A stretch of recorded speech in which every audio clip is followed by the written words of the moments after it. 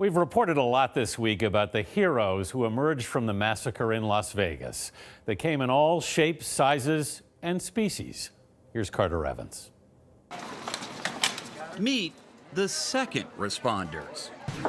Everywhere they go, in the halls of Sunrise Hospital in Las Vegas. Absolutely gorgeous.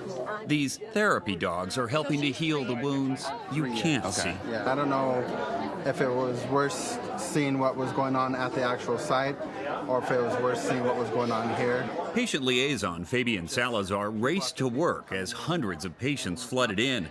Like most of the staff here, he's worked for days with little rest. Anyone that takes our minds off of reality for a few minutes is a nice little vacation. This is Lois. And then there's the victims, like Michael Castor. He was shot in the back and keeps reliving the horror of watching people die. They didn't get out, they had some other type of injuries, and they didn't have, for one reason or another, they couldn't get out, couldn't get help in time. And then now you got Lois. Yeah. Take your mind off it for a few minutes, huh? These dogs from Lutheran Church Charities have flown in from all across the country. So who's been to Sandy Hook? Wow. They've also been deployed after major disasters like Hurricanes Harvey and Irma.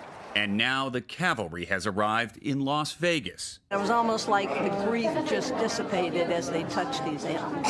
Nurse Mary Lasik says it's easy to forget that those who provide critical care sometimes need care themselves. We're seeing such young, vibrant people who've been affected in such a critical, masochistic kind of way. It's tough. The healing will take time, but for a few precious moments, everything feels a little better. This is awesome. Carter Evans, CBS News, Las Vegas. Hi, my name is Alicia Horanchuk, and I'm the current president for Comfort Caring Canines. As the president, it's my responsibility to not only help keep the organization running, but to help aid in building membership and bringing awareness not only to pet therapy, but the fact that Comfort Caring Canines is a local organization available to people in the area. We've been around for approximately 30 years. So our organization is primarily focused on Philadelphia and the 5 surrounding counties. We do have members in New Jersey and Delaware. We focus on larger institutions within Center City, Philadelphia, so that's going to include, we are an approved therapy dog certification organization for CHOP. We're recognized through them. We're also recognized at HUP. And we recently received some information that we'll be partnering with Temple as they start to launch their own therapy dog organization or program. I became president in 2016, at the beginning of 2016. So before that, I was a member within the organization actively making pet therapy related visits, and then I joined their evaluation team and moved on to being on the board, and then moved on to being president. I was an only child growing up, so a lot of my companionship came from animals. I've always been an animal lover.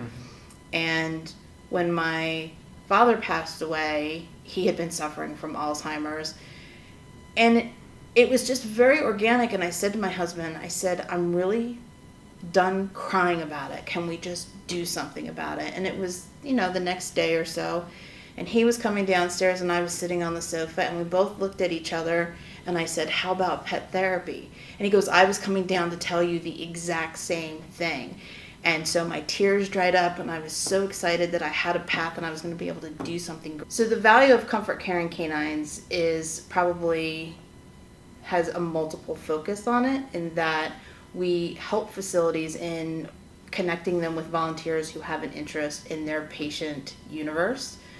Our visits are free of charge, and all of our dogs are temperament and obedience tested prior to ever being certified.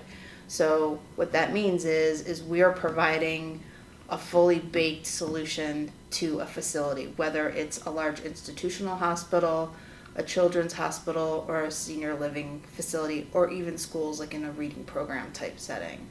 For our membership, we run 100% on volunteer power. We keep our costs very low. Our focus is not on raising money, but rather on having a quality organization. We're not looking to be the biggest and the best, maybe we want to be the best, but not necessarily to be, the largest across the country. Our focus is really on having quality members with quality dogs, making quality visits at a reasonable price. One of the requirements is first that the dog needs to be at least a year old. So that's the first hurdle. The second hurdle is the dog needs to have attended a 6 or 8 week basic obedience class. And they need to have been able to master basic obedience skills. So whether they're able to do that during that 6 or 8 weeks, or if they need additional time, it really depends on the handler and the dog.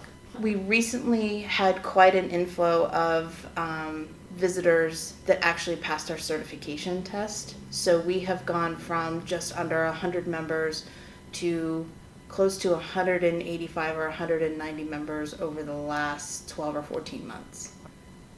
So unlike other animals, and we can use a cat for example, I think they're very engaging with humans. I think there's something that they just touch us in a way that nothing else can. And I think that they add a layer of, I hate to say it, but medicine that modern medicine can't provide. They leave us just feeling good. And I don't know that we can always put our finger exactly on why that is. But they do. They're happy to see us. So in turn, it makes us happy.